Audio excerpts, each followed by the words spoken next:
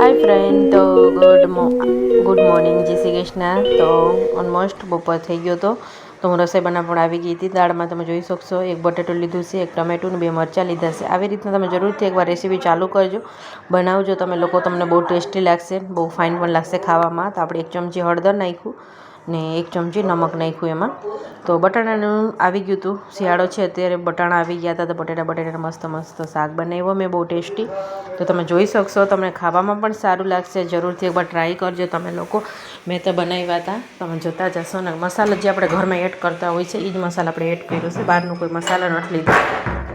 तमे जोई शकशो के सॉरी इग्नोर करजो थोड़ी वार, केम के मारे कोक आव्युं हतुं, वेल वागी गयो એટલે મારે જોવા જવું પડ્યું। પછી આવીને વોઇસ ઓવર દઉં છું અત્યારે। તો મસ્ત લાગે છે ને શાક જોવાથી। તો તમને પણ ભાવતું હોય તો મને કમેન્ટ કરજો તમે લોકો, તો આની રેસીપી તમને હું આપીશ। તો તમે ટમેટા ગમતા હોય તો તમે ટમેટા વધારે એડ કરી શકો।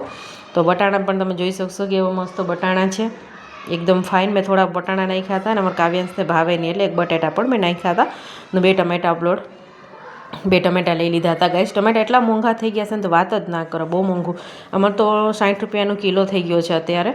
તો એક બાજુ મારું શાક બની ગયું તો 2 સીટી આપણે વાગવા દેવાનું, પછી દાળ પણ ઓલમોસ્ટ મારે બની ગયા હતા। તમે જોઈ શકશો મસ્ત ટેસ્ટી દાળ છે। એકવાર આ દાળ તમને બતાવ્યા ને એ રીતના જરૂરથી ટ્રાય કરજો। અને લીલી હળદર લઈ લીધી હતી, ભાત પણ મારે બની ગયા હતા।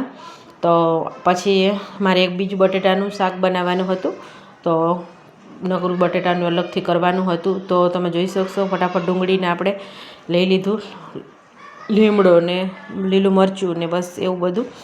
તો નમક પણ આપણે એડ કર્યું।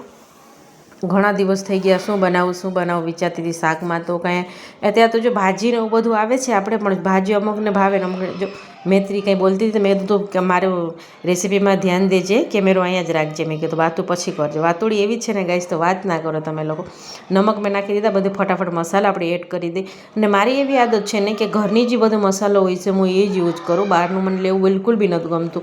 નવીન કોઈ પણ હું બનાવું, પાઉંભાજી બનાવું અથવા તો આપણે ઢોસા બનાવી, કોઈ પણ બસ બનાવી તો હું ઘરેથી જ બધું મસાલો બનાવું છું, બહારનું આપણે કોઈ નથી લેતા। તો તમે જોઈ શકશો મસાલા પણ ચડવા એવું છે। એમાં 1 ચમચી જેટલું આપણે ખાંડ એડ કરેલો હતો, એટલે ખટ મીઠું આપણું શાક બની શકે। તો તમે જોઈ શકશો એકદમ ફ્રાય થઈ જાય ને મસાલો, ત્યાં સુધી આપણે એને હલાવવાનું છે।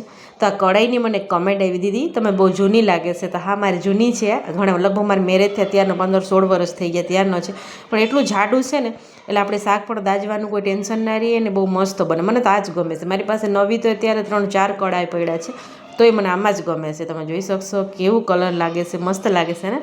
તો આ ચોરી બટેટાનું મારે બનાવવાનું હતું શાક, તો મેં ચોરી બટેટાનું શાક બનાવતી હતી। તો ચોરીને બે આપણે રાતે નથી પલાળતી, કોઈ પણ કઠોળ હોય ને મારે સવારમાં બનાવવાનું હોય, આમ તો મારે 12 વાગે, તો આ સવારમાં 10-10:30 પલાળી દઉં થોડીક વાર, તો પલળીને મસ્ત થઈ જાય, પછી 2 સીટી આપણે લગાડી દેવાની એટલે બની જાય। એટલે 2 દિવસનું બ્લોગ છે, મેં અપલોડ કર્યો છે થોડું થોડું કરીને। એમાં એવું થાય છે ને કે ટાઈમ નથી હોતો મારી પાસે, વિડીયો એડ બની તો જાય છે પણ એનું વોઇસ ઓવર દેવાનું, એડિટ કરવાનું બધું રહી જાય છે। તો તમે લોકો ઇગ્નોર ના કરતા ગાઈસ, તો મારી વિડીયોને બને ત્યાં સુધી શેર કરજો, મસ્ત મજાને લાઇક કરજો, કમેન્ટ કરજો। મારી વિડીયોમાં કોઈ પણ મિસ્ટેક રહી જતું હોય તો મને તમે લોકો કમેન્ટથી તમે જણાવી શકો। તો તમે લોકો કહેશો તો મને ખબર પડે ને કે મારી વિડીયોમાં શું ફોલ્ટ છે ને શું વાંધો છે, તો કેવું કરવાથી કેવું બનશે। તો તમે જોઈ શકશો એનો મસાલો હું સુધારતી હતી થોડું ઘણું।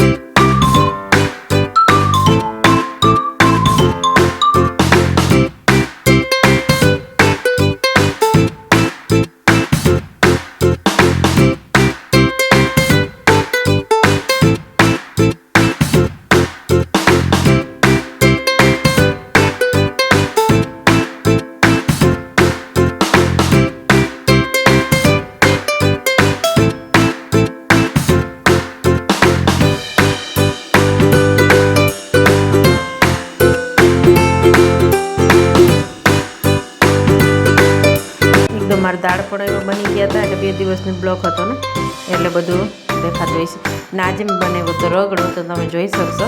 એટલે રગડામાં તો આપણે બ્રેડ નહોતો એડ કર્યો, એમાં બટેટાનું જે તમે જુઓ છો ને એ બટેટાનું આપણે બનાવ્યો હતો છોટા બહુ નાના નાના બનાવ્યા હતા એને ફ્રાય કરી દીધા હતા બટેટાને. એમાં નાખી દીધો તો આપણે મકાઈનો ચેવડો. તમે મકાઈનો પણ નાખી શકો અથવા તમને બ્રેડ પણ નાખી શકો. તમે બ્રેડનું વસ્તુ છોકરાઓને બને ત્યાં સુધી હું ઓછું જ આપું. તમે લોકો પણ ઓછું જ આપજો છોકરાઓને, કેમ બ્રેડ બહુ નુકસાની કરે છે આપણને ખાવા માટે. તો મેં પૌવા નાખી દીધા હતા મકાઈના જે આવે ને. પછી આંબલીનું ખજૂર આંબલીની ચટણી નાખ્યું, થોડું ધાણા જીરું નાખ્યું એમાં. ને આપણે દહીં તમે જોઈ શકશો, દહીં પણ મારા ઘરનું છે. ઘરે હું દહીં આપણે મેળવતા હોય ને એમાંથી નાખેલું ને દહીં નાખી દીધું, ઉપરથી સેવ નાખી દીધું. તો તમે જોઈ શકશો મસ્ત મજાની ડુંગળી પણ નાખી દીધી છે. તમે આ રેસીપીની તમારે લિંક જોતી હોય તો મને કમેન્ટ કરજો અને લિંક પણ હું તમને આપી દઈશ. તમે એને જરૂરથી એકવાર બનાવજો અને રેસીપી તમને હું આપી દઈશ ને મારી લિંકમાં મળી જશે તમને મારી આઈડીમાં. તો ગુડ મોર્નિંગ, જય શ્રી કૃષ્ણ. પાછું ફરીથી મારી મિની બ્લોગમાં તમારું બધાને વેલકમ હતો. તો સવારે આપણે ચા નાસ્તો તો થઈ ગયો હતો અને સાંજે મેં બનાવ્યા હતા ભજીયા. તો તમે જોઈ શકશો બટેટા વડાની ચિપ્સ પણ બનાવ્યા હતા. તો તમને કેવું લાગે છે તો આવી જજો મારી ઘરે જમવા માટે થઈને. મારી ઘરે તમારું બધાનું વેલકમ છે. તો કાંઈ વાંધો નહીં, તમે જોઈ શકશો ને. તમે આજે મેં બનાવ્યું હતું ઢોકળીનું શાક બનાવ્યું હતું. તો 2 દિવસનો વિડીયો અપલોડ હતો મારી પાસે.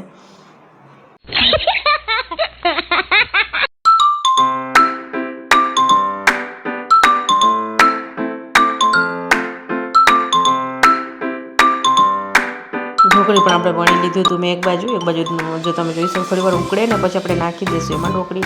મેથરી માટે મેં ભેળ બનાવ્યા હતા આજે. તો એ 2 જણા માટે શાક રોટલી ને 2 જણા માટે ભેળ. ના 2 જણા માટે નહીં પણ 1 જણા માટે, કેમ મારે કાવ્યનો શનિવાર હતો એટલે લગભગ મારા ખ્યાલથી 3 દિવસની બ્લોગ મેં અપલોડ કર્યું છે.